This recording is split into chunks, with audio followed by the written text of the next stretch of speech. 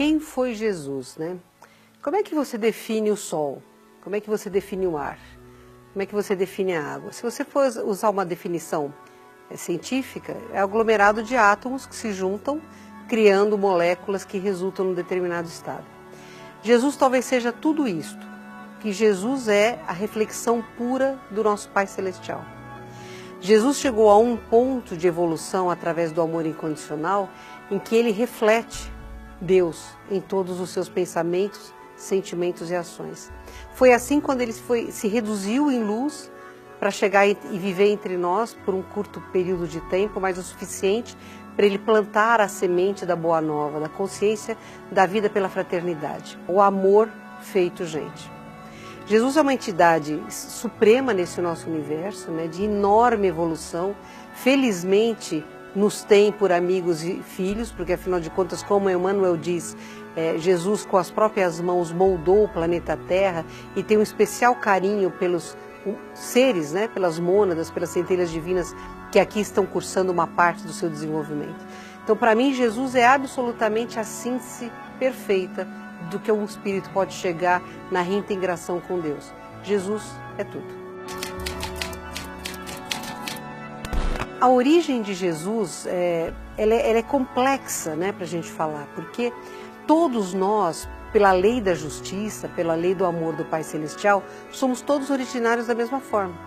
Nós nascemos como uma centelha divina, uma mônada, que vai cursando diferentes estágios evolutivos, numa escola que é um planeta, noutra escola que é outra, né?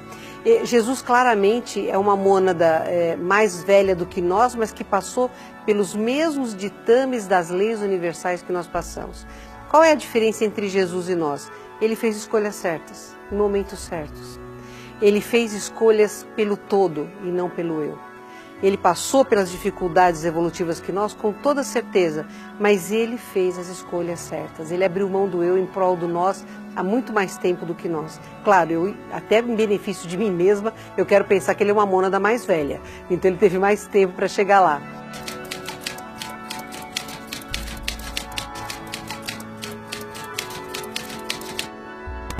Falar sobre Jesus não dá para a gente pensar nele como um ser que abrigue um corpo físico, por mais etéreo que seja este corpo. É muita energia, né? A gente sabe que para ele vir encarnar, não reencarnar, mas encarnar na Terra, porque houve só uma passagem dele por aqui, ele teve que se reduzir durante um número incontável de anos para que ele pudesse projetar-se dentro de um corpo mais denso, ainda que especial, com uma genética totalmente avançada para o homem daquela época, avançada para o homem desta época, que suportasse, ainda que por poucas dezenas de anos, o quantum energético deste espírito. Então, imagina um sol maior que o nosso, tá? O nosso sol é pequeno perto de Jesus. Pensa no maior sol desta nossa galáxia, ele ainda é pequeno perto de Jesus. Imagina este sol se reduzindo em magnificência de brilho e energia para poder se manifestar como uma pequena molécula de sol num planetinha de grade energética reduzida como é o planeta Terra. Não dá para dizer assim, Jesus teve um começo igual ao nosso? Sim. Uma trajetória igual à nossa? Não, porque ele fez escolhas diferentes, mas hoje ele é uma energia perfeita e pura que sustenta a vida numa galáxia inteira. Então não dá para dizer Jesus é uma entidade, não, Jesus é uma consciência absolutamente amorosa, presente, cuidadosa, que está em cada subpartícula atômica de nós, que somos seus filhos, se manifestando através de nós, através da nossa consciência, quando nós permitimos isso. Eu creio que quando uma pessoa tem um ato de misericórdia, de amor, de benevolência, de fraternidade, ela reflete Deus. E o nosso intermediário para Deus é Jesus. Então, nesses momentos, nós refletimos o nosso querido Mestre. A proposta de Jesus é criar o caminho para a felicidade. E o caminho para a felicidade é só através da fraternidade. Então, quando pega uma raça como a nossa, que demora muito para acordar para a verdade, é mais fácil você transformá-la de dentro para fora. Imagina uma bomba atômica de altíssima megatonagem. Ela não provoca aquele spread de energia? Então, aí, o efeito de quando Jesus vivificou o ovo, que estava na trompa de Maria, o planeta Terra sofreu este impacto em forma de spread de energia de amor. Você imagina o que é átomos e células de minerais, vegetais, animais, hominais, encarnados e desencarnados, sendo tocados por uma brisa suave chamada esperança. Este momento sagrado que esta humanidade conheceu é o que Jesus é. Nada supera isto. Perceba o amor desta criatura, a energia desta criatura, que o simples fato dele vivificar a matéria, através da qual ele se manifestaria, provocou uma cura da grade energética planetária tão ofendida por civilizações anteriores que tinham quase destruído o nosso planeta. Imagina o que significou a chegada dele para espíritos que estavam na erraticidade, que de repente se viram à luz e sentiram em si o ensejo de progredirem.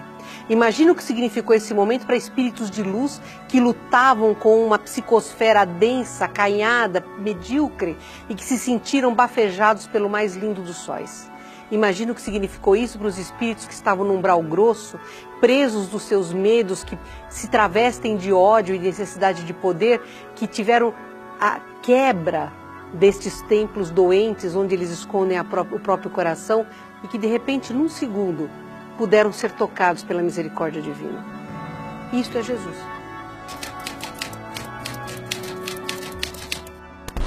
Eu encaro Jesus como um dos filhos de Deus que voltou à perfeição. E filhos de Deus somos todos. Mas sem dúvida nenhuma, nunca houve e jamais haverá na Terra um ser da hierarquia espiritual que Jesus é.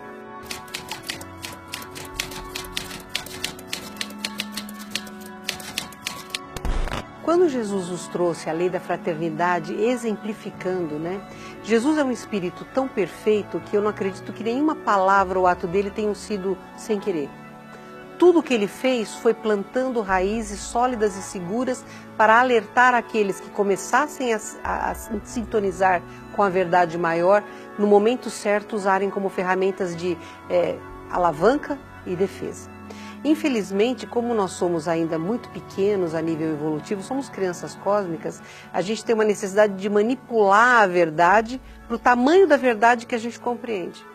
Então, as palavras e os ensinamentos dele vêm sendo manipulados com finalidades pequenas para servir a seres ainda primitivos no quesito fraternidade, porque essas pessoas sabem da magnitude do ensinamento dele, então são os lobos em pele de cordeiro ou sepulcros caiados, né? Então eu não acho, nenhuma religião é perfeita, porque nós não somos perfeitos, né?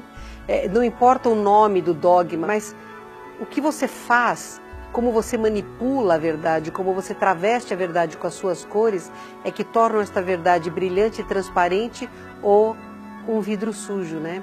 O nosso cristalino, que é a lente que a gente tem dentro do nosso olho, ele é transparente. A função dele é ser uma lente que filtra a luz e a torna captável pelas células da retina para que o nosso cérebro decodifique esta mensagem.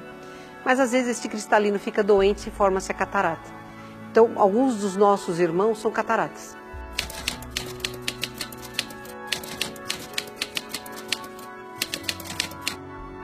Muitas das coisas que Jesus fez, falou e ensinou não foi retratada nos evangelhos oficiais.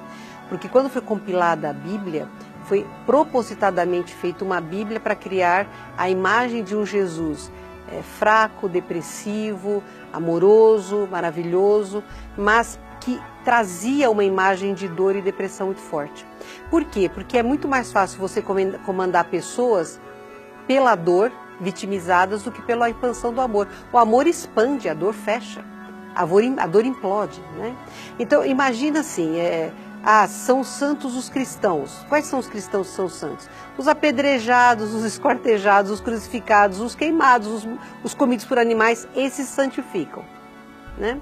Então a imagem da dor, ela foi passada como símbolo do cristianismo.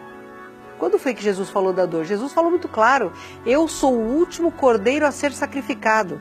Se vocês compreenderem o que eu estou ensinando, vocês irão ao Pai através do meu exemplo. Qual foi o meu exemplo? Alegria, compartilhamento, fraternidade, a falta de preconceitos.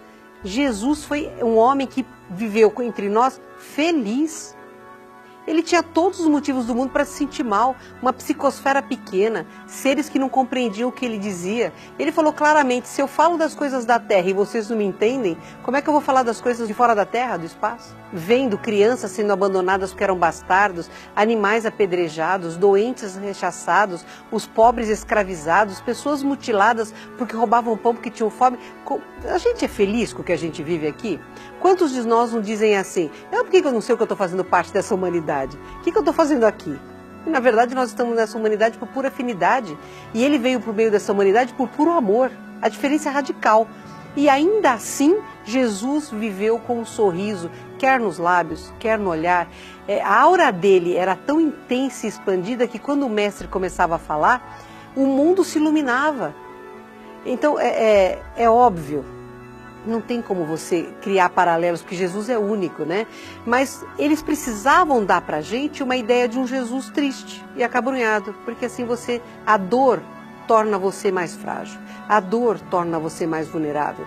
A gente acabou acreditando, e isso é uma realidade, o que não vem pelo amor vem pela dor. Esta é uma verdade universal, mas a gente foi muito estimulado a crer na dor como forma de solução, e não é. A dor não interessa ao planeta, a dor não interessa a Deus, a dor não interessa a ninguém. Nós não precisamos da dor para evoluir. Nós precisamos sim compreender o que é viver em amor, né? Então, quando eles fizeram esta manipulação, até a modo de controle, eles geraram a necessidade de abstrair boas partes da vida de Jesus. Não tem muitas coisas da infância de Jesus que são maravilhosas. Do Jesus quando ele saiu da família para fazer um giro pela Índia, pelo Tibete, voltou pela Pérsia, o aprendizado, a finalização da expansão consciencial que ele precisaria ter para exercer a missão dele, né? E muitas das coisas que ele nos ensinou, nem nos evangelhos apócrifos estão. Né? O trabalho dele junto aos essênios, quer dizer, quantas coisas da vida dele hoje nós não temos acesso, mas eu tenho esperança de que em breve a gente comece a acessar estas verdades. Então, a manipulação está aí, mas nós temos ouvidos de ouvir, olhos de ver, né? E isso fará com que a gente possa compreender coisas sobre ele que a gente hoje ainda não tem acesso.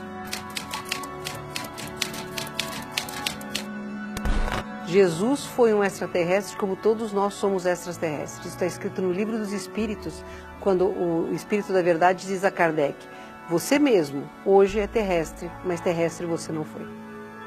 Então, assim como nós, o Mestre também não é originário do planeta Terra. Com 4,5 bilhões de anos, é muito difícil que qualquer um de nós seja um evolutivo primário do planeta Terra.